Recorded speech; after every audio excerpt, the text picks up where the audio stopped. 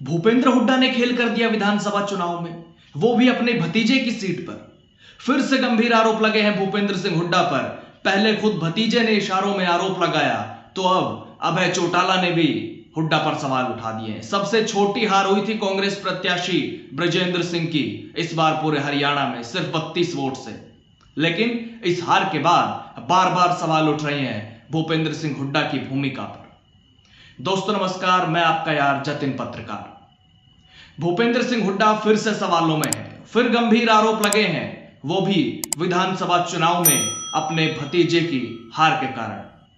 उचाना हरियाणा की वो विधानसभा सीट जहां पर सबसे कम अंतर से हार जीत हुई है। 2024 के विधानसभा चुनाव में कांग्रेस की हार और बीजेपी की जीत। लेकिन हुड्डा बार बार सवालों में है इस सीट पर कांग्रेस की हार को लेकर। उन पर गंभीर आरोप लग रहे हैं, इशारों में भी और सीधे तौर पर भी। क्योंकि पहले तो खुद कांग्रेस के प्रत्याशी और भूपेंद्र हुड्डा के भतीजे ब्रजेंद्र सिंह ने एक इंटरव्यू के दौरान इशारों में उन पर सवाल उठाए, तो अब इनेलो के राष्ट्रीय अध्यक्ष अभय चौटाला ने हुड्डा पर गंभीर आरोप लगाए हैं। फतेहाबाद के टोहाना में उन्होंने कहा कि हुड्डा ने उचाना सीट पर विधानसभा चुनाव में आजाद प्रत्याशियों को खड़ा करके 60,000 वोटों की चोरी की, जिसकी वजह से कांग्रेस प्रत्याशी की हार हुई। उनका पूरा बयान मैं आपको एक बार सुनाता हूं, फिर आगे बात करता हूं। कांग्रेस से बड़ा चोर कोई नहीं है। सबसे पहले हमारा वोट चोरी करा कांग्रेस ने, और कांग्रेस का वोट चोरी करके लेके चली गई बीजेपी। अब तो अपनी कमियों को छुपाने के लिए कांग्रेस इस तरह के प्रदर्शन करने की। भिवानी में सबको पता है कि हरियाणा प्रदेश में बीजेपी की तीसरी बार सरकार किसने बनाई। वोट चोरी नहीं हुआ, भूपेंद्र सिंह हुड्डा ने कांग्रेस के जीतने वाले प्रत्याशियों के खिलाफ इंडिपेंडेंट अपने साथियों को चुनाव लड़ा करके बागी करके और बीजेपी की सरकार बनाने का काम किया है। ऐसे 9 उदाहरण है जिनके खिलाफ इसने कैंडिडेट उतारे और जिनको जिताया। ब्रजेंद्र सिंह को हराने में सबसे बड़ा हाथ भूपेंद्र सिंह हुड्डा था। उसने 3 कैंडिडेट खड़े किए और तीनों को खड़ा करके 60,000 वोट वीरेंद्र सिंह के लड़के का चोरी किया भूपेंद्र सिंह हुड्डा ने, और उसको जिताने का काम किया। तो अभय चौटाला ने भूपेंद्र हुड्डा पर सीधे सीधे आरोप लगाया है कि उन्होंने निर्दलीय उम्मीदवारों को खड़ा करके कांग्रेस प्रत्याशी को हरवा दिया, यानी अपने भतीजे को हरवा दिया, ब्रजेंद्र सिंह को। वैसे पहले अपनी हार पर ब्रजेंद्र सिंह भी एक खुलासा कर चुके हैं, क्योंकि चर्चा तो बहुत होती रही है उचाना सीट पर ब्रजेंद्र सिंह की हार की। लेकिन जब खुद ब्रजेंद्र सिंह ने बयान दिया तो मसला गहरा गया। उन्होंने खुद कहा था कि मुझे हराने के लिए पर्दे के पीछे बहुत खेल हुआ, 3 लोग इकट्ठे हुए। उन्होंने कहा कि खुद चुनाव लड़ रहे दुष्यंत चौटाला ने निर्दलीय के फेवर में इशारा कर दिया था। साथ ही ब्रजेंद्र सिंह ने आगे भूपेंद्र सिंह हुड्डा का नाम लिए बिना कहा कि 2 निर्दलीय कैंडिडेट की निष्ठा एक व्यक्ति विशेष के प्रति थी। ये दोनों अंत तक खड़े रहे। वैसे ब्रजेंद्र सिंह की हार के पीछे निर्दलीय लड़ने वाले वीरेंद्र घोगड़िया और दिलबाग संडील की खास भूमिका रही। इससे जाट वोट बैंक बट गया और बीजेपी के देवेंद्र अत्री 32 वोट से चुनाव जीत गए। ज्यादा नुकसान हुआ वीरेंद्र घोगड़िया की वजह से, जो टिकट ना मिलने पर निर्दलीय मैदान में उतरे थे। हालांकि एक निर्दलीय उम्मीदवार विकास को भी 13,458 वोट मिले थे, लेकिन जाट वोट बटने से ब्रजेंद्र सिंह को ज्यादा नुकसान हुआ।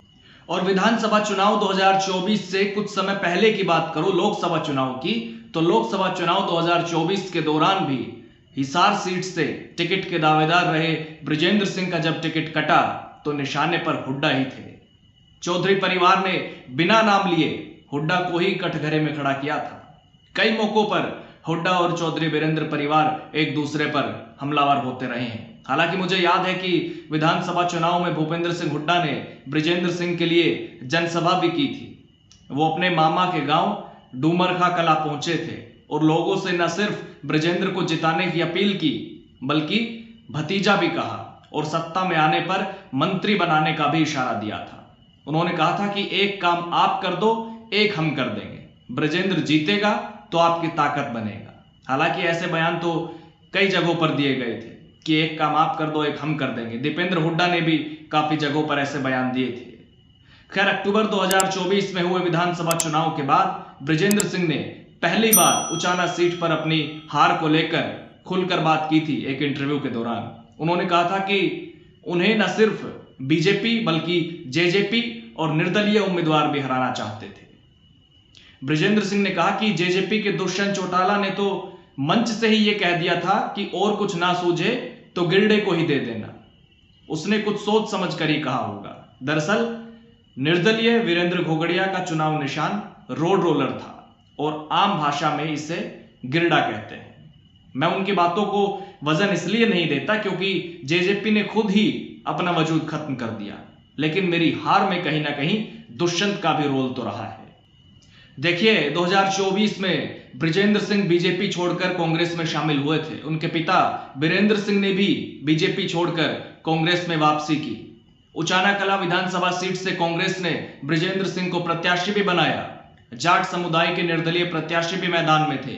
जेजेपी से दुष्यंत थे, बीजेपी से देवेंद्र अत्री थे, जिसमें वीरेंद्र घोगड़िया का प्रदर्शन बृजेंद्र सिंह के लिए आफत बन गया क्योंकि उनको 31,000 से भी ज्यादा वोट मिले थे और दुष्यंत चौटाला की तो जमानत ही जब्त हो गई थी। यानी पहले बृजेंद्र सिंह खुद बड़ा खुलासा कर चुके इशारों में, और दूसरी तरफ अब अभय चौटाला ने कहा है कि हुड्डा ने उचाना सीट पर आजाद प्रत्याशी को खड़ा करके 60,000 वोटों की चोरी की, जिसकी वजह से कांग्रेस प्रत्याशी की हार हुई। तो कहीं ना कहीं हुड्डा बार बार सवालों में है और आरोपों से घिरे हुए हैं। उनकी भूमिका पर सवाल खड़े हो रहे हैं।